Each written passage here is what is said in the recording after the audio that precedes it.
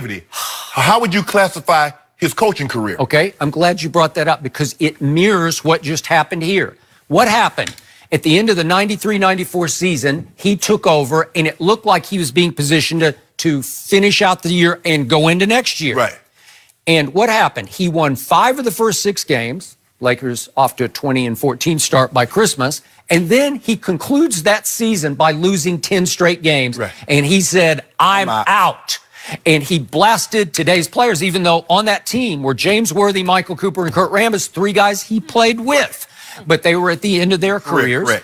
But he characterized the young players as there were no real phones, but that they brought the early cell phones into meetings, and that they're going off and buzzers are going off, and that he didn't think they had the commitment to basketball that he had as a player. Right. Well, what's the syndrome that we always talk about here? I always say that the greater the player you were, the harder it is to pick players and coach players, right? Absolutely. It just is. Yes. It just gets hard. Listen, Michael Jordan should have walked away from Charlotte as the GM. He should have fired himself a long time ago. Right. Right? Yes. Are they going to miss the playoffs again? Again. How many years is that? 100. Okay, No, so probably like 2 or 3. Okay. But, and so you look at, coaching, not successful. All right. What about his broadcasting career? Would you consider that a success? Well, he got hired and fired at ESPN twice, so I guess it was hit and miss. And now this, he stepped away from this. All right. So the moment that the criticism, because at basketball, Skip, he never got criticized. He comes in as a rookie, he wins the finals, he's finals MVP, he wins MVPs, he wins 5 titles, 9 goes 9 trips to the finals in 12 years. So there is no criticism. Now he's getting criticized. Getting criticized. What about this, Skip? What did you think? Like, hold on. I told them, not this year, because we got to clear the books, but give me 2 off seasons. And if I can't land 2 big-time free agents, I'll step away. Then all of a sudden it start to dawn on him. What if I can't get KD? What if I can't land Kyrie? What if I can't pull out this AD? Or I can't get Klay? What if I can't attract? Because, and I've said this before, guys are not going to the Lakers for Magic Johnson because he's not on the court. Not on the court. What good is a general manager? Oh, well, I'm going to Golden State because of Bob Myers, or I'm going to San Antonio for R.C. Buford. No, you're going to that organization for the pieces that's on the floor. Now you want. Unless you trust Magic is Magic, he's really like a magical GM. Well, I don't think anybody, no players or no general managers are giving him credit for LeBron. Because LeBron had his bag packed. I'm moving in. Totally agree. So it wasn't like, LeBron, do you want to stay here? No, I'm moving in. Okay, so since Magic took over, let's just quickly detail the swings and misses. Lou Williams, he was a Laker. Yes. He let him go. Let him go. Okay, Julius Randle was a Laker. Let him go. He let him go. And Brook Lopez, who's had a tremendous year this year and is one of the best rim protectors in basketball. He's not a rebounder, but he's a rim protector and a really terrific three-point shooter. Which is LeBron. A big man, which is just exactly what the doctor ordered for LeBron James, is not a Laker. And then we got the big Zubats deal for Mike Muscala. There was a Muscala sighting last night in game number 82. He made 4 out of 7 threes, and that's the first time I even noticed him on a floor, So could that go down could that move live in infamy? Because you gave him to your rival, your crosstown rival Clippers. But you know Magic's legacy is Lonzo Ball. Lonzo Ball. That's it, Skip, that's it.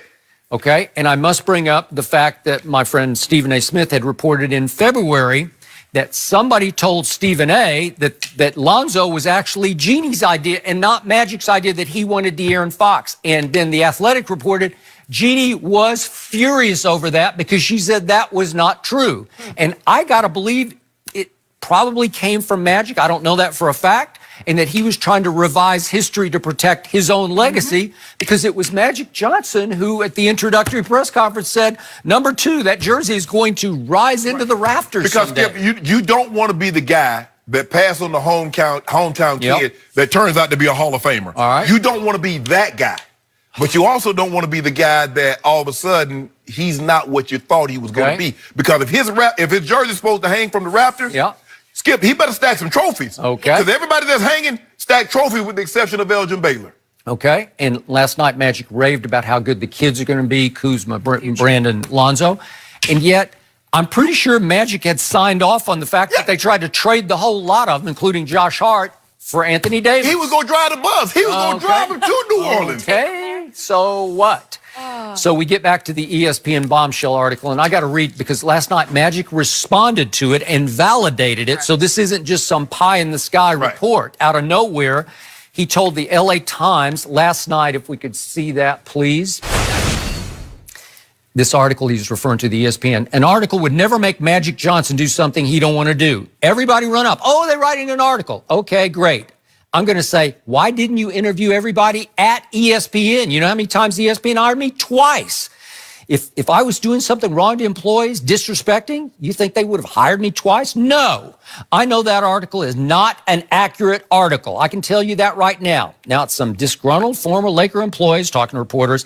Yeah, they're going to say what they're going to say because they wasn't doing their jobs. So what is a person going to do? Point the finger bad about the person who fired them. I'm good. I'm a big boy. Does that not validate that this thing is coming down the pike? Mm-hmm. Is it not possible that this played a role? Because he's saying, I don't need this. I'm Magic Johnson. Right. I want to get back to being a force in the community, a mentor to players across the league, to an entrepreneur. I want to go back to the great life I had, because this, he's saying this is beneath my dignity to have to suffer through this. As a matter of fact, I took a pay cut to come back and take this job. Okay. I could have stayed I could have stayed where I was, been Magic Johnson, tweet when I want, call who I want. I don't need this. I don't need you guys criticizing me, telling me I'm over my head, telling me that I'm unqualified for this job. Why do I need that? Do you know who I am? I'm Magic Johnson. And for the last 2 years, y'all been knowing me as Irving. So guess what? Irving is gone. I'm done with him. I'm back to being Magic, having fun, doing what I want to do. Because, Skip, it's hard. Look, when Magic was in business, he hired people to do what Jeannie hired him to do. See, Jeannie can take the vacation, Skip, because she put people in place to do the job. Magic was the guy that she put in place. You don't get to take the vacation. It's just like when you was Magic Johnson with Magic Johnson Enterprises, and you hired people, you got to take the vacation. They had to work 24/7. Now the roles are reversed. And everybody can't do this, Skip. Everybody's not blessed. And like you said, talking to John Elway, who was a great player, Hall of Fame player, and now he's the GM. He's an exception to the rule. Yes. And even now he's struggling. And he said the hardest thing is picking the players, because you don't really have any say once they get on the field. Like when I'm on the field, Skip, I control it. I can play really, really well and increase our chances of winning. You can, but he can't. Can't do nothing. He said, I'm just sitting up here, my stomach churning. John Elway's GM career mirrors Magic's, because Peyton Manning came and knocked on his door, just like LeBron knocked on Magic's door.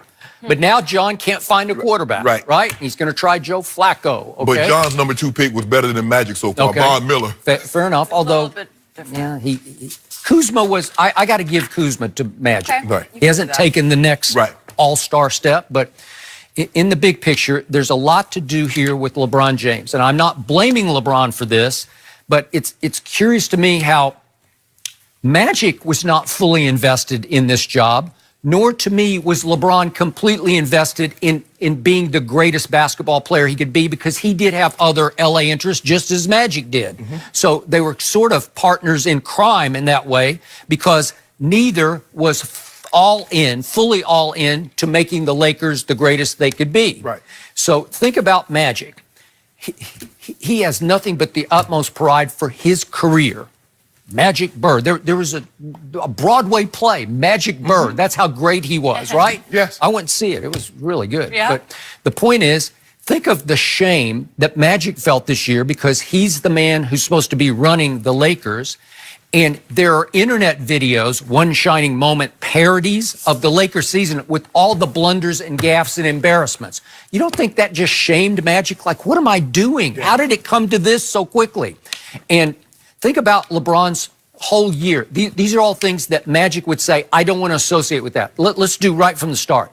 There was no introductory news conference for LeBron James. And I think the Laker brass, they were just like astounded, like, what, we can't get him to do an intro press conference? Because it would have really benefited the Laker brand, because you want to announce this guy, and he wouldn't participate in that. And to this day, I don't know why. Then we had the big pizza prank blunder on Twitter, where I don't know what what was LeBron trying to do? Like he pranks people into thinking he's going to be at his Blaze Culver Pizza City. outlet in Culver City. And then later in the day, Savannah posts a picture. They're all lounging at the pool in Brentwood. And it just infuriated some Laker fans. Then we got bad body language from LeBron early on. Then we got internet videos of all of his defensive no-shows and blunders and olays. And Magic, I'm sure, is just sitting back saying, what did I rot here? You know, what is happening here? And then obviously he sat away from his teammates at Indiana, which was their low point of the season. He had an inbounds pass off the back of the backboard. He rolled the one inbounds pass rolled up the court, and then he accidentally sort of kicked it out of bounds. And then the Hazonia full hand block. And I'm not trying to pile on LeBron. I'm just trying to show you this is where Magic is watching all this from afar. And I kept, how many times did I say, where is Magic? Why doesn't he speak up and speak out? He disappeared. Poof. See him. Like it went up. It was just like magic. And then obviously the crescendo was LeBron pushed and failed to land Anthony Davis with Rich Paul and with Magic. So you had, is that not some NBA power, like muscle that they could flex? Magic Johnson and LeBron James couldn't pull off prying AD away from Dell Demps, who then lost his job, obviously, and now Magic has walked away. And this has a lot to do with it because he has to know those kids may never be fully invested in the Lakers, right? And the thing is, Skip, Magic should know this better than anyone. Yeah. The microscope that is on the Lakers. Yeah. He played in it. He understands what this brand represents, and missing the playoffs is unacceptable. And now you were entrusted to get the Lakers back to what they were when the old man Dr. Bus was around. That's what, because Magic played for him. They were very close. Magic says like a father to him. Jeannie's like a sister. So she entrusted you to get the Lakers back to where they were. The glory days, the Showtime Lakers. Magic and Kareem, Shaq and Kobe, Shaq and Powell, Andrew Bynum. That's what Magic was entrusted to do. I am with you. So bottom line, he's seeing the handwriting on the locker room wall. Because if he believed with all his heart and soul that he could get Kevin Durant and Kyrie to come this summer, there's no way he's going to walk away. But he's thinking, this mess is going to get messier. Because LeBron's obviously not going to get younger next year. You hope he gets a little better. But can he get markedly better? Probably not. So here we are. As long as he don't get injured, LeBron gonna be just fine. Okay, well he'll be just fine. But if he doesn't have a sidekick, we need something. We are far from done talking about this, but hearing him say backstabbing